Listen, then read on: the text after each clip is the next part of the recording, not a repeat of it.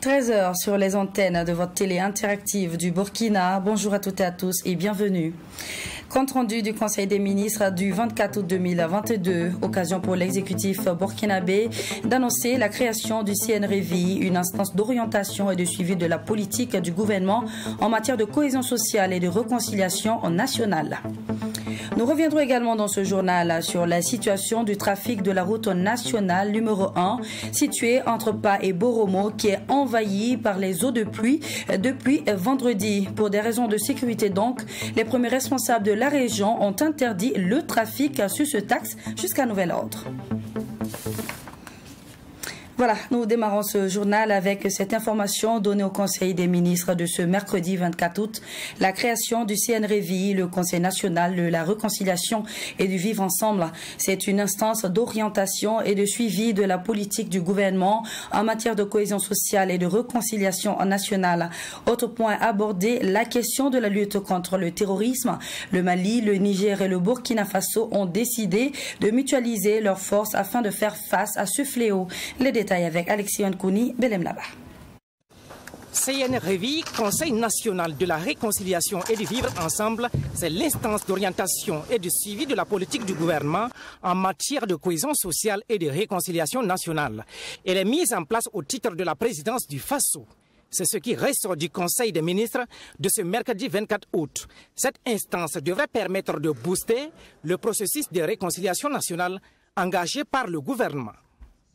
Le Conseil national donc de la réconciliation et du vivre ensemble est chargé donc de donner des orientations et de suivre la mise en œuvre du plan d'action intégré des stratégies relatives à la cohésion sociale, à la réconciliation nationale, à la prévention de la radicalisation et de la lutte contre l'extrémisme violent, au pacte de vivre ensemble.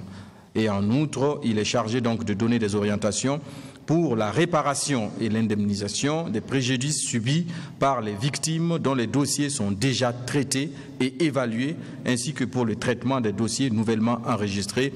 Stratégie militaire de défense et celle de la coopération militaire entre le Mali, le Niger et le Burkina Faso qui subissent des attaques terroristes répétées ont été également évoquées. Ce sont de nouvelles approches de lutte contre l'hydre terroriste. Les trois pays doivent mutualiser leurs efforts pour faire face à cette menace transnationale. Nous avons donc avec notre voisin du Niger échangé récemment sur la nouvelle approche face donc à ces défis qui se posent toujours sur notre frontière commune. Nous avons donc décidé de nous retrouver sur un certain nombre de points qui ont considéré l'agenda de la rencontre, ce qui nous a permis donc de passer en revue tous les aspects stratégiques et de remettre en selle quelques idées qui se fondent sur le constat d'abord que notre cadre de coopération sous-régionale, notamment en ce qui concerne le G5 Sahel, qui est en souffrance. Donc nous avons convenu donc de resserrer les rangs autour de notre espace commun, qui est celui de l'Iptako-Gourma, qui est l'espace qui est le plus problématique dans cette menace, la zone des trois frontières. Vous savez que le long de nos frontières, il y a l'État islamique au Grand Sahara qui est très actif. Il y a aussi le groupe de soutien à l'islam et aux musulmans qui est aussi très actif. Donc ces deux groupes mènent des actions perlées un peu sur l'ensemble de notre frontière, ce qui nous amène à reconsidérer un peu l'approche des opérations Tanli, qui étaient des opérations périodiques, faire en sorte que... Deux rapports ont été adoptés au titre du ministère en charge des mines. Le premier est relatif à une demande d'autorisation pour l'octroi de permis d'exploitation semi-mécanisé d'or dénommé Diatara de la société Stargate Minera. Ce projet d'exploitation est situé dans la province du Numbiel, région du sud-ouest. Le deuxième est également une demande d'autorisation pour l'octroi de permis d'exploitation semi-mécanisé d'or dénommé Nimpere de la société Wenpanga Or dans le Dano. Le gouvernement a marqué son accord pour les deux mines. Nous restons toujours au palais de Kossiam où le ministre des Infrastructures et du Désenclavement a donné des explications sur la situation de la route nationale numéro 1 située entre Pa et Boromo. Selon lui, ces dégâts sont plutôt cycliques et pour l'instant, des actions fortes ne peuvent être initiées. Par contre, des études seront faites afin de trouver une solution définitive à ce problème. On l'écoute au micro de Alexis Nkoni, Belem Naba. Il faut qu'on ait un langage aussi de vérité. Au stade actuel, on ne peut pas faire grand-chose. Donc, toute solution qu'on pourrait mettre en œuvre ne peut être, en tout cas, mise en œuvre que lorsque on va sortir de la saison de pluie. Alors, donc, à moyen terme, il s'agit pour nous donc d'étudier, donc, de façon sérieuse, donc, le phénomène, afin donc d'y apporter donc la meilleure solution. Alors, parce qu'une des solutions pourrait consister, par exemple, à rehausser la ligne rouge donc, du chemin de la route. La ligne rouge, donc, c'est la ligne, lorsqu'on construit la route, la ligne sur laquelle on se cale pour être sûr que la chaussée n'est pas submergée. Alors, donc, on peut rehausser donc, cette ligne-là en amont et en aval du pont, mais il faut être sûr que la solution est définitivement, cette solution règle définitivement le problème. Il y a aussi le fait que nous devrons également analyser donc tout ce qui est phénomène hydrologique autour donc de ce cours d'eau-là pour voir est-ce que il n'y a pas peut-être nécessité de mettre en place un ouvrage de décharge. L'ouvrage de décharge donc permettra qu'en cas de survenir encore de cet incident-là, qu'on puisse donc permettre à l'eau de pouvoir aller vers un autre endroit. Ça pourrait être par exemple un barrage. C'est la raison pour laquelle nous travaillons actuellement avec le ministère en charge donc de l'eau pour que nous puissions regarder donc cette question-là. Donc voilà un peu ce que je voudrais dire sur cette question. Et je profite donc de l'occasion pour également parler un peu, puisqu'il s'agit du ministère des Infrastructures. Ici, nous avions dit la dernière fois qu'il y avait des ouvrages donc, qui avaient été sabotés donc, à hauteur de Diapaga et Niadiaboli, donc au niveau de la région de l'Est. À la date d'aujourd'hui, ces ouvrages ont été réparés et donc on a rétabli des trafics donc, sur ces tronçons. Il n'en demeure pas moins que, comme vous l'avez certainement suivi, il y a encore eu d'autres attaques récemment, notamment une attaque sur la RN3, donc à hauteur du pont de Naré, que nous avions réparé précédemment. Alors actuellement, les dispositions sont en train d'être prises pour qu'on puisse faire des réparations. On nous a également signalé un incident que nous sommes en train de vérifier. Donc il s'agit donc d'un éventuel sabotage donc, sur la RN18, donc sur l'axe Fada-Pama. Et nous sommes en train de vérifier pour voir si cette information donc, est vérifiée. Alors donc c'est pour dire que la problématique de sécurisation de nos ouvrages sur les axes routiers se pose. Mais comme vous le savez, on ne peut pas poster des hommes à tous ces niveaux-là parce qu'on a énormément d'ouvrages donc, sur les axes routiers. Mais comme je vous l'ai dit la dernière fois, nous sommes en train de travailler de manière à ce qu'on puisse trouver des solutions qui peuvent être des solutions techniques. On ne va pas révéler toutes nos solutions ici, mais nous sommes en train d'envisager d'autres solutions donc, pour permettre que, en tout cas à terme, on puisse assurer plus de sécurité donc, à nos ouvrages. Justement, direction Boromo, où vous constaterez dans un instant que le trafic sur la route nationale numéro 1 est perturbé. Depuis vendredi, le tronçon est envahi par les eaux de pluie et malgré l'interdiction du gouverneur de la Boucle du Monde d'emprunter ce tronçon, les usagers persistent. Les images de notre reporter Joseph Koudougou. Nous sommes sur le tronçon reliant la ville de Pa à Boromo sur la route nationale numéro 1, précisément à 17 km de Pa. Ce tronçon est envahi par les eaux de pluie depuis vendredi dernier, avec pour conséquence la sortie de son lit de la rivière le Grand Balai, submergeant ainsi la nationale numéro 1. 5 jours après, le courant d'eau est toujours fort et l'axe demeure jusque-là impraticable. Nous sommes arrivés, nous avons traversé jusqu'à la fin. Voilà, en tout cas, nous avons vu que le niveau de l'eau depuis lors là, on a l'intention que l'eau n'a toujours pas encore diminué. Et les dégâts sont quand même énormes. Voilà, donc nous voyons des véhicules qui sont quand même hébergés dans l'eau. Voilà, et dans le village même, nous avons vu beaucoup de maisons en tout cas qui sont tombées. Voilà, suite aux effets de l'eau. Et en plus encore, d'après que les champs en tout cas ont été endommagés par l'eau. Malgré la décision du gouverneur de la région de la Boucle du Monde interdisant le trafic sur ce tronçon, des usagers continuent de risquer leur vie. Et ce, malgré la présence des forces de sécurité. C'est interdit de passer actuellement. Il y a un communiqué qui interdit le passage. C'est interdit. Si vous ne voulez pas votre ville, il y a un communiqué pour prévenir la vie des gens. Ce n'est pas autorisé qu'on circule à l'air. C'est normal. Vous ne pouvez pas forcer. Donnez vos documents et puis vous venez nous trouver au service. Sur place, certains ont développé un business. Ils aident les passants à traverser à l'aide de tricycles ou à pied, moyennant de l'argent. On n'a pas mis l'eau. C'est ça qu'on a mis l'eau. Faut amener l'argent. Il dit de payer 500 francs juste pour traverser l'eau là. Pourtant, on a fait le premier passage là, on n'a pas payé. Deuxième passage, maintenant, ils sont venus dire de rentrer. On est rentré maintenant, on nous dit de payer 500 francs. Si tu amènes ta moto, on prend la moto là seulement, on pousse, on traverse l'eau, on te donne et tu pars. Bon, c'est juste 2000 francs seulement. La famille dans l'eau est trop beaucoup, les véhicules ne peuvent pas passer. Donc ça veut dire qu'on aide les gens avec les tricycles pour venir faire traverser l'eau là aussi. Les conséquences de la suspension du trafic est visible à part. Un nombre important de camions est stationné dans la ville, chose qui met mal à l'aise les habitants de Par. Ces camions ont pris toute notre ville à cause de ce problème. Nous demandons à Dieu d'aider le gouvernement à trouver une solution à ce problème pour que ces camions libèrent nos routes. Dans la circulation, on ne peut même plus circuler. Si tu veux circuler, il faut que toi tu circules par la voie rouge.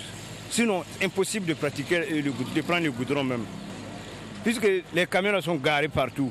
Ça, c'est devant ma porte même, sont arrêtés comme ça. Bon, on va faire comment? Nous venons d'Abidjan. On est allé charger là-bas.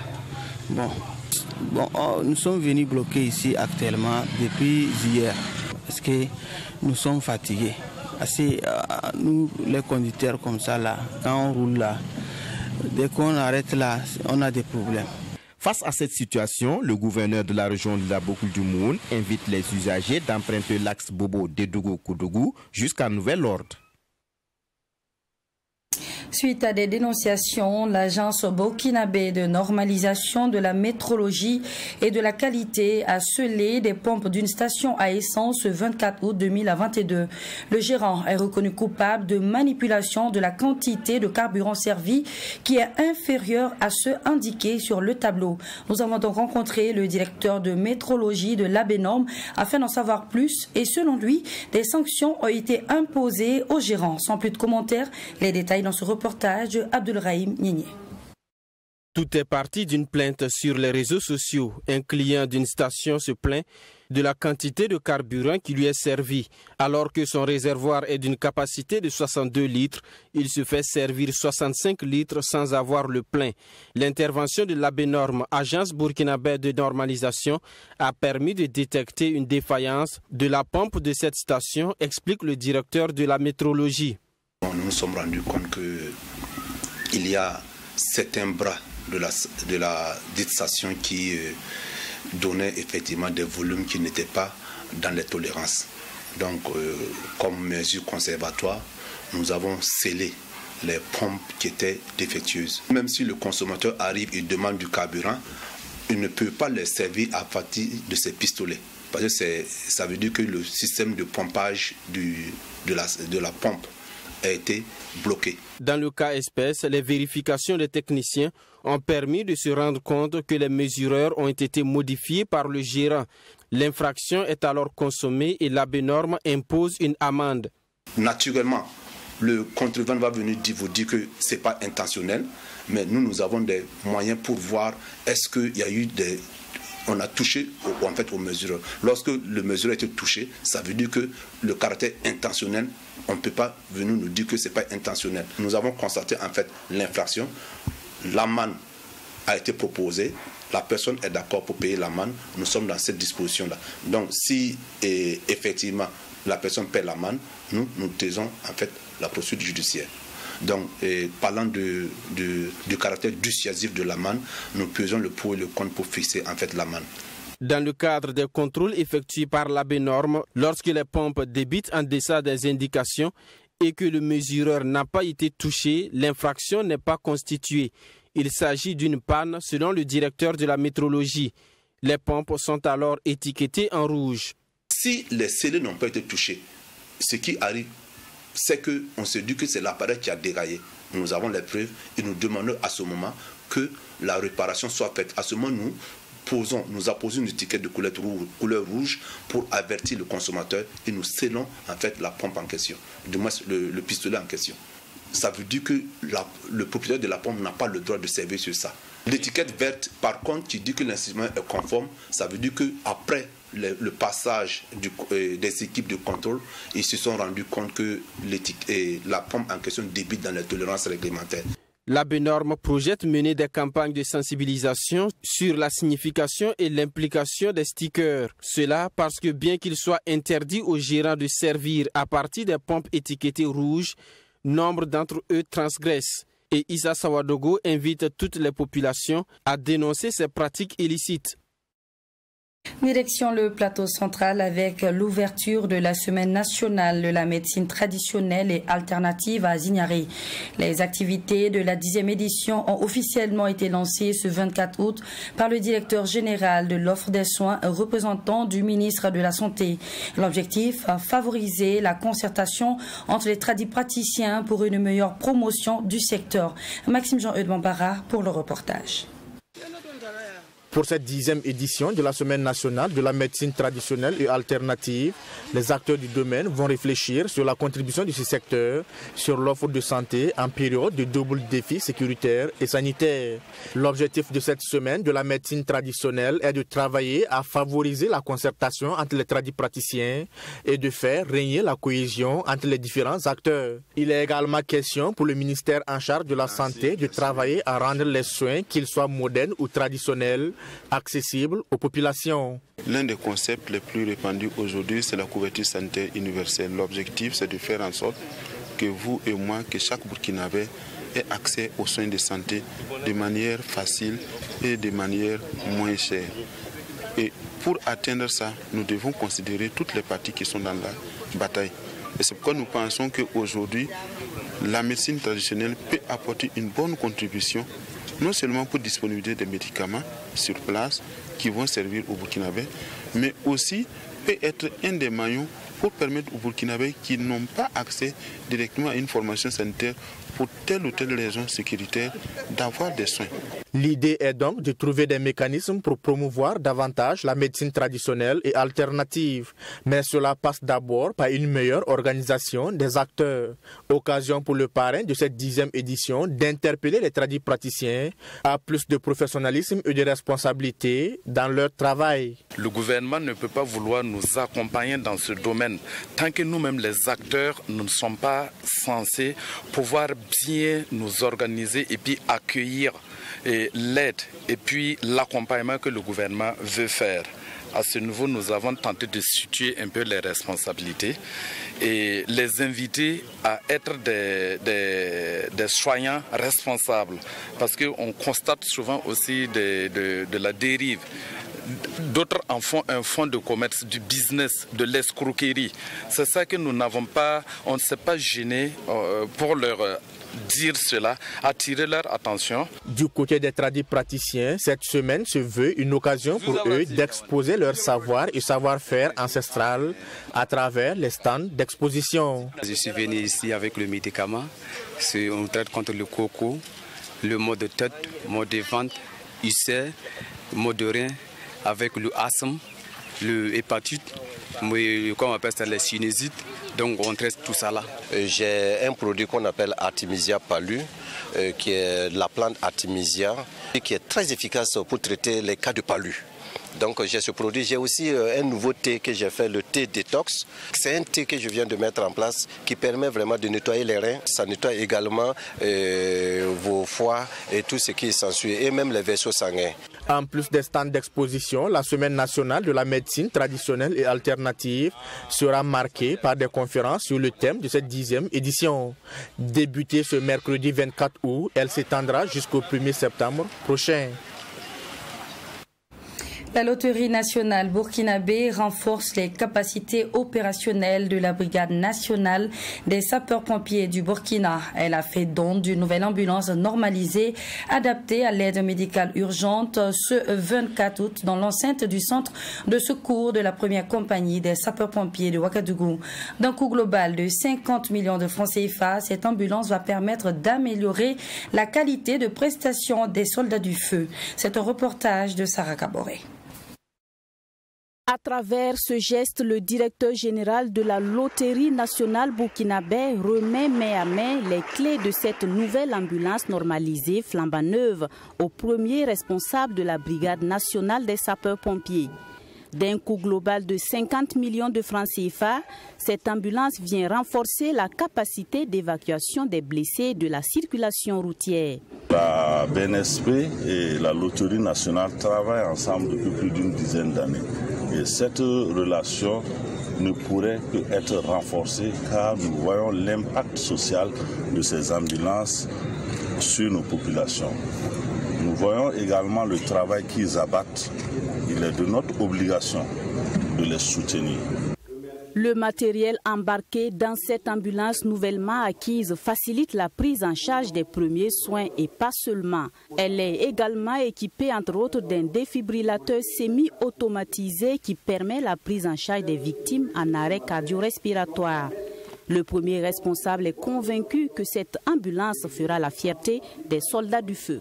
Effectivement, le défibrillateur semi-automatique permet de prendre en compte et en charge des personnes qui sont en détresse cardiaque. Maintenant, les autres dispositifs qui sont à l'intérieur de l'ambulance permettent de prendre en charge des victimes de façon courante, à la fois des accidentés de la circulation, mais aussi des personnes prises de malaise ou autres types de détresse dans lesquels ce que nous appelons communément les victimes dans le jargon des sapeurs-pompiers pourront donc se trouver. Faut-il le rappeler, le partenariat entre la LONABE et la Brigade nationale des sapeurs-pompiers existe depuis une dizaine d'années. Un partenariat qui a permis la construction et l'équipement de la 6e compagnie d'incendie et de secours de la BNSP de Boromo en 2014. Sans oublier les locaux de la 5e compagnie d'incendie et de secours de Banfora actuellement en cours de rénovation sur financement de la LONABE. En attendant la fin des travaux, le directeur général promet une autre ambulance d'ici la fin de l'année 2022. Parlons sport à présent. Un footballeur burkinabé signe avec l'Olympique de Marseille. L'arrière droit des étalons, Issa Kaboré, a paraphé un contrat d'1 an avec option d'achat la semaine dernière avec le club français. Les objectifs ont donc changé pour lui et avec l'Olympique de Marseille, le but c'est d'aller loin en Ligue des Champions. Tout de suite, le portrait de Issa Kaboré avec William Tsonda.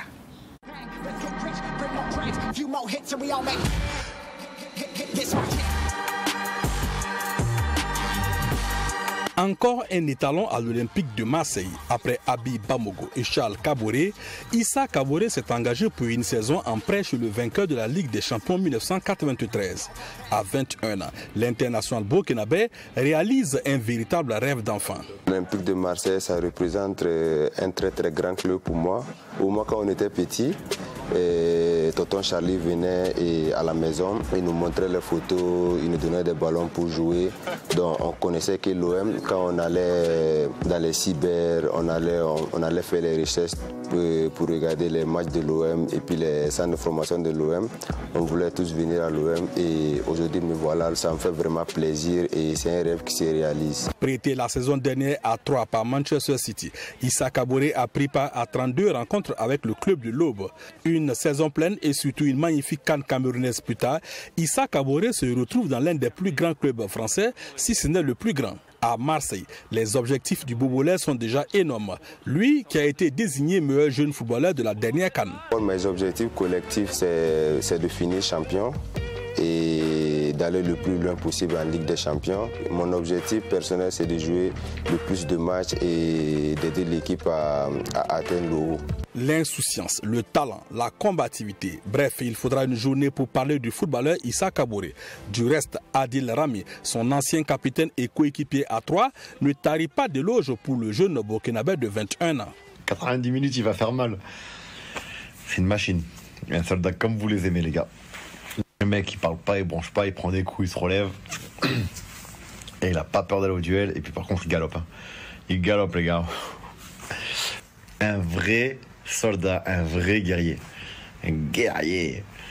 Qui a pas peur. Hein. Je vous dis, hein. Oh là là là. On devrait l'appeler pas peur. Prêté pour une saison par Manchester City avec une option d'achat de 20 millions d'euros, Issa Kaboré découvrira la Ligue des Champions en septembre. Lui qui en rêvait tout gamin à Bobo Dioulasso. Très important, c'est un rêve qui se réalise. Je me souviens, et il y a 2 ans, 3 ans, quand j'allais dans les salles de sport, je mettais toujours l'hymne national de la Ligue des Champions pour avoir un peu l'atmosphère. Et cette année, je vais avoir l'atmosphère en temps réel et ça me fait vraiment plaisir. Merci beaucoup. Merci. Taillé pour le poste de piston, Issa Kaboré postulera logiquement à un poste de titulaire, même s'il est annoncé comme la doublure de Jonathan Klaus. Igor Tudor, le coach croate de l'OM, n'a donc pas hésité à faire le forcing pour l'engager. Un nuovo giocatore lo volevamo perché ci completa là sulla fascia destra. C'est un joueur que l'on voulait. Il complète le couloir droit. C'est un joueur au physique intéressant et il connaît déjà la Ligue 1. C'est vraiment un joueur qui sera utile à ce poste-là. Ci farà bene là sulla fascia destra. Recruté mercredi dernier, Issa Kaboré pourrait effectuer sa première sortie avec l'OM au Vélodrome face à Nantes ce samedi. Très important dans le système de Tudor, il ne serait pas surprenant de le voir grappiller quelques minutes de jeu afin de se mettre beaucoup plus en confiance. Sachez, messieurs, dames, que votre entourage peut être la cause de votre réussite comme celle de votre échec. À un certain stade de votre vie, vous devez marcher avec les personnes qui vous feront avancer et pas le contraire. Fin de ce journal. Merci de nous avoir suivis et à demain.